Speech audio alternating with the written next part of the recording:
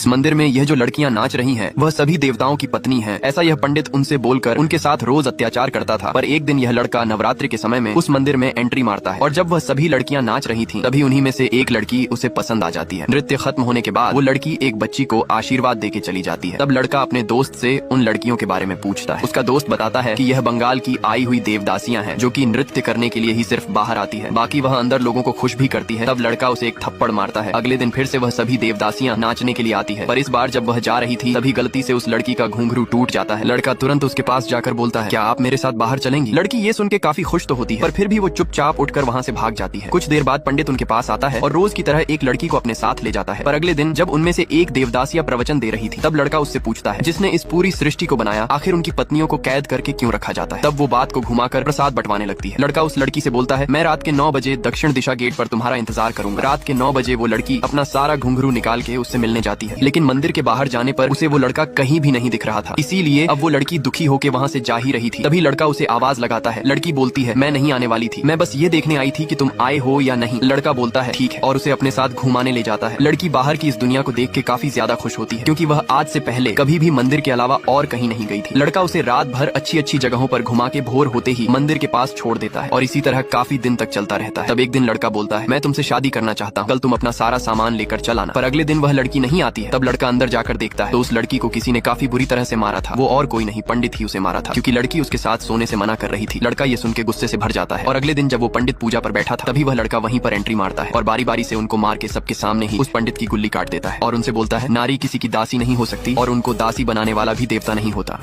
ये दोनों एक दूसरे के साथ भाग के शहर में शादी कर लेते हैं, पर उनके पास रहने के लिए कोई घर नहीं था। इसीलिए लड़का एक आदमी के पास नौकरी मांगने जाता है। आदमी बोलता है, बिना सैलरी के नौकरी दे सकता हूँ, रहना और खाना फ्री। लड़का बोलता है, ठीक है, और नौकरी पर लग जाता है। लड़का एक लेखक होता है जो कि तरह तरह की कहानियां लिखा करता था, जिससे लोगों को काफी सीख मिलती थी। कुछ ही दिनों में उसकी बुक काफी पॉपुलर हो जाती है और वह चारों तरफ मशहूर हो जाता है। पर एक दिन उसका भाई उसके घर पर आता है और उसे बताता है, भैया का तबीयत बहुत खराब है, वह तुम्हें देखना चाहते हैं, और उसे अपने साथ घर चलने के लिए बोलता है। पर लड़की उससे बोलती है, मुझे कुछ ठीक नहीं लग रहा है, प्लीज आप वहाँ मत जाइए। लेकिन लड़का उसकी बातों को इग्नोर करके घर जाने लगता है। घर जाने पर उसे पूरा घर सुनसान टाइप का लग रहा था। लड़का बोलता है, बच्चे कहाँ हैं? उसकी भाभी बोली, वह अब हॉस्टल में रहते हैं। पर लड़का जब खाना खा रहा था, तभी उसका भाई आता है और उससे बोलता है, मैंने तेरे लिए एक लड़की देखी है, चलकर देख ले। तब लड़का, मैं ऑलरेडी शादीशुदा हूँ। तभी उसके घर का नौकर उस लड़की के बारे में उल्टा सीधा बोलने लगता है, जिसके कारण से लड़का गुस्से में उसका गर्दन पकड़ लेता है। तभी उसका भाई उसके पेट में एक खंजर मार के बोलता है, तूने उस अछूत लड़की से शादी करके हमें भी अछूत कर दिया था, अब तेरे मरने बाद ही अब हमें संतुष्टि मिलेगी। ये लड़का जब अपनी गर्लफ्रेंड के साथ चूमा चाटी कर रहा था, तभी अचानक से उसके साथ एक अजीब घटना घटती है। उसे एक लड़की मंदिर में नाचती हुई नजर आती है और लड़का गलती से उसका नाम ले लेता है। तभी ये लड़की उसे बेड से नीचे पटक के बोलती है, ये रोजी कौन है? तुम भी बाकियों की तरह निकले एक लड़की से प्यार नहीं कर सकते। पर लड़के को उस लड़की के बारे में सच में कुछ पता नहीं था। वो उस लड़की को समझाने की बहुत कोशिश करता है, पर लड़की